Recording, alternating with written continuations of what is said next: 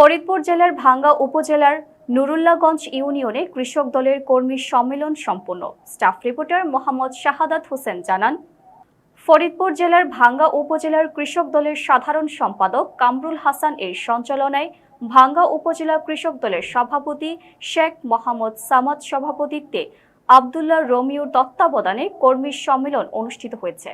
কর্মী সম্মেলনে প্রধান অতিথি হিসেবে বক্তব্য রাখেন বাংলাদেশ জাতীয়তাবাদী কৃষক দলের সাধারণ সম্পাদক ফরিদপুর ৪ আসনের জননন্দিত সংসদ শহীদুল ইসলাম খান বাবুল।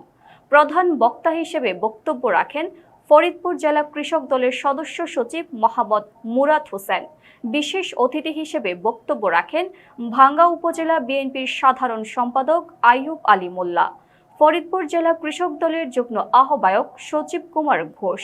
অন্যান্যদের মধ্যে বক্তব্য রাখেন ফরিদপুর জেলা ছাত্রদলের সাধারণ সম্পাদক ইমরুল হোসেন কায়েস, নুরুল্লাগঞ্জ ইউনিয়ন বিএনপির সভাপতি মোহাম্মদ জাহিদ হোসেন সাধারণ সম্পাদক ও বাবু মিয়া ইউনিয়ন পরিষদের চেয়ারম্যান শহীদ শাহাবুল।